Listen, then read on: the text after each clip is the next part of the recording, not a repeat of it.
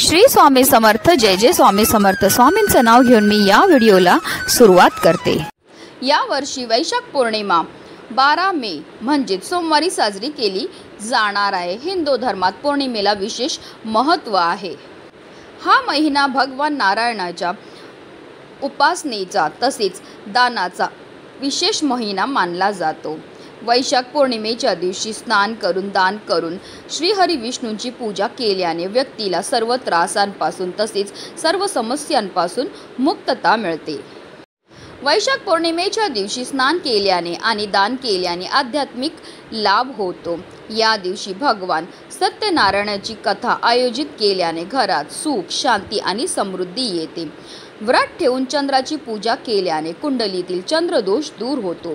प्रदोष काळात लक्ष्मी देवीची पूजा केल्याने धन आणि समृद्धी वाढते। तसेच वैशाख पौर्णिमेच्या दिवशी स्नान केल्यानंतर चंद्रा संबंधित वस्तू दान करावे। या दिवशी तुम्ही तांदूळ, साखर, दूध, पांढरे कपडे, मोती, चांदी इत्यादी दान करू शकता। वैशाख पौर्णिमेला बुद्ध पौर्णिमा असेही म्हणतात। मान्यतानुसार भगवान गौतम बुद्धांचा जन्म या दिवशी झाला होता। तसेच याच दिवशी त्यांना ज्ञानाची प्राप्ती सुद्धा झाली होती। बुद्ध पौर्णिमेच्या दिवशी रवी योग तयार होत आहे। या शुभ संयोगामध्ये जर आपण काही उपाय किंवा काही सेवाने दान केले तर आपल्या जीवनामध्ये असणाऱ्या सर्व प्रकारच्या दोषांपासून आपल्याला मुक्तताही मिळत असते। आणि म्हणूनच वैशाख पौर्णिमेच्या दिवशी तुम्ही व्रत नाही केलं तरीही चालेल, पण तुळशीला अर्पण करा। फक्त ही ही वस्तू अर्पण केल्यामुळे आपल्याला सर्व कामामध्ये यश तर मिळणारच आहे, पण आपल्या 7 पिढ्यांचं दारिद्र्य नष्ट होऊन आपल्या घरामध्ये अखंड माता लक्ष्मीचं आगमन हे होणार आहे। अतिशय प्रभावी असा हा उपाय आहे। तर ती कोणती वस्तू अर्पण करायची, कोणत्या वेळेमध्ये करायची त्याबद्दल सविस्तर आणि महत्त्वाची अशी माहिती मी तुम्हाला या व्हिडिओमध्ये देणार आहे। तो व्हिडिओ पूर्ण पहा आणि जर तुम्ही माझ्या चॅनलवर नवीन असतील तर चॅनलला सबस्क्राइब करा आणि शेजारी बेल आयकॉन सुद्धा प्रेस करा, जेणेकरून तुम्हाला माझ्या नवनवीन व्हिडिओचं नोटिफिकेशन हे मिळत राहील आणि तुम्ही एक पण व्हिडिओ मिस करणार नाही। आणि कमेंटमध्ये ओम नमो भगवते वासुदेवाय नमः लिहायला अजिबात विसरू नका। वैशाख पौर्णिमेच्या दिवशी आपल्याला सकाळी ब्रह्ममुहूर्तावर उठायचं आणि अंथरुणामध्ये श्रीहरी विष्णू आणि माता लक्ष्मीचं स्मरण करायचं। आणि ब्रह्ममुहूर्त हा पहाटे 4:04 पासून ते पहाटे 4:46 पर्यंत असणार आहे। त्यानंतर आपल्याला अंघोळीच्या पाण्यामध्ये गंगाजल टाकून स्नान करायचे। जर तुम्हाला शक्य असेल तर आवर्जून या दिवशी तीर्थक्षेत्री जाऊन स्नान करा आणि यथाशक्तीप्रमाणे आपल्याला दान हे करायचं आहे। स्नान केल्यानंतर आपल्याला स्वच्छ वस्त्र हे परिधान करायचे। त्यानंतर आपल्याला सूर्यदेवांना जल हे अर्पण करून घ्यायचं आहे।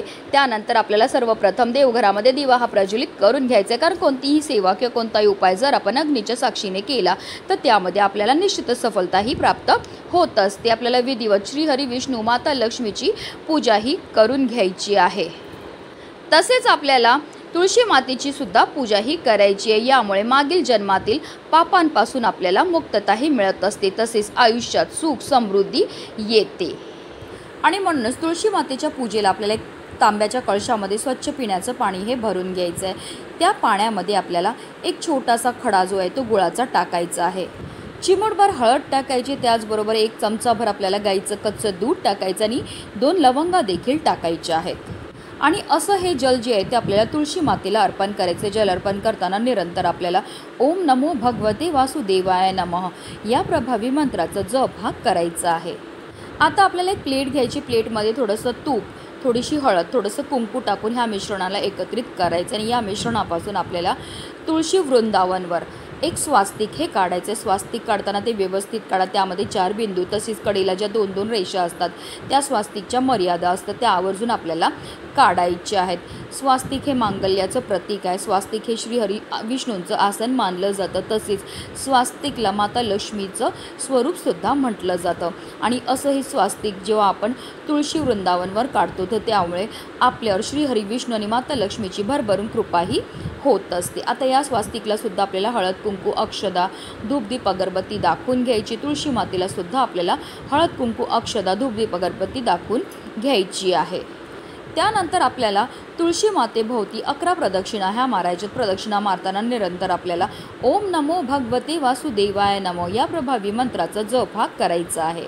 11 प्रदक्षिणा मारून झाल्यानंतर आपल्याला हात जोडून श्री हरी विष्णू माता लक्ष्मीचं स्मरण करायचं। आपल्या आयुष्यामध्ये असणारी जी संकट आहेत, विघ्न आहेत, दोष आहे, दारिद्र्य ते दूर करण्याकरता मनोभावी प्रार्थनाही करायची। आता हा उपाय तर आपण सकाळीच करणार आहेत। आता जो संध्याकाळी उपाय करायचा आहे तो पाहून घेऊया। संध्याकाळी हा उपाय आपल्याला 6 वाजल्यापासून 9:30 वाजेपर्यंत जी वेळ असते ती माता लक्ष्मीची आगमनाची वेळ असते। त्या वेळेमध्ये आपल्याला हा उपाय जो आहे तो करायचा आहे। तर या उपायाकरता आपल्याला कणकेचे 5 दिवे तयार करायचे आहेत। आपल्याला कणिक मळताना त्यामध्ये थोडीशी हळद घालायची आहे आणि त्यापासून 5 दिवे हे तयार करायचे आहेत, कारण सर्व दिव्यांमध्ये सर्वश्रेष्ठ दिवे जे आहेत ते कणकेचे मानले जातात। आता या दिव्यामध्ये आपल्याला 2 वातीची 1 वात करून लांब वातही टाकायचे। तसेच ह्या दिव्यांमध्ये आवर्जून आपल्याला शुद्ध गाईचं तूपच टाकायचं। तसेच आपल्याला चिमूटभर काळे तीळ आणि चिमूटभर हळदसुद्धा प्रत्येक दिव्यामध्ये आपल्याला टाकून घ्यायची आहे।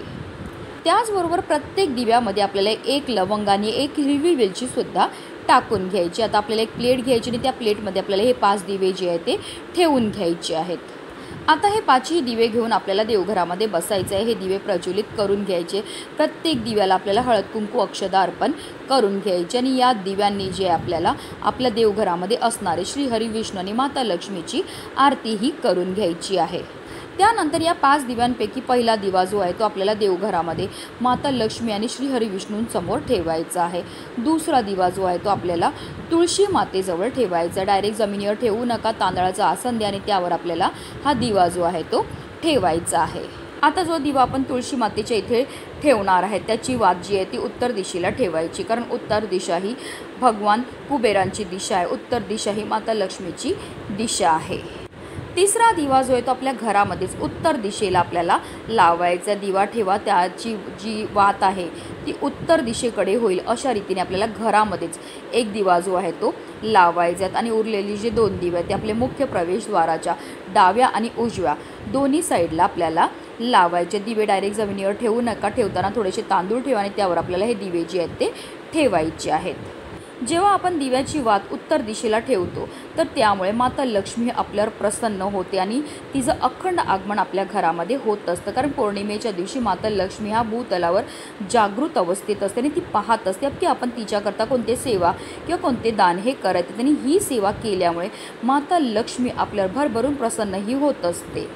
त्यानंतर आपल्याला हात जोडून माता लक्ष्मी आणि श्री हरिविष्णूंचं स्मरण करायचं। आपल्या आयुष्यामध्ये असणारी जी संकट आहेत, विघ्न आहेत, दोष आहे, दारिद्र्य आहे ते दूर करण्याकरता मनोभावे प्रार्थनाही करायची। आता दुसऱ्या दिवशी आपल्याला काय करायचं आहे, हे 5 दिवे त्याचबरोबर या दिव्याखाली जे धान्य ठेवलेले आहे ते उचलायचं आणि आपल्याला एखाद्या झाडाखाली नेऊन ठेवायचे, जेणेकरून तिथे असणारे पशु पक्षी कीटक हे धान्य खातील। हे सुद्धा आपल्याकडनं केलेलं एक प्रकारचं दान असतं आणि हे दान केल्यामुळे आपल्यावर श्री हरी विष्णू आणि माता लक्ष्मीची भरभरून कृपाही होत असते आणि त्यांच्या कृपेने आपल्या जीवनामध्ये असणारी जी संकट आहेत, विघ्न आहे, दोष आहे, दारिद्र्य ते दूर होऊन आपल्या संपूर्ण कुटुंबाची भरभरून अशी प्रगती होणार आहे। म्हणूनच व्हिडिओ जास्तीत जास्त लोकांपर्यंत शेअर करा, जेणेकरून प्रत्येकाच्या आयुष्याचं कल्याण हो हीच मनामध्ये इच्छा। श्री स्वामी समर्थ। जय जय स्वामी समर्थ।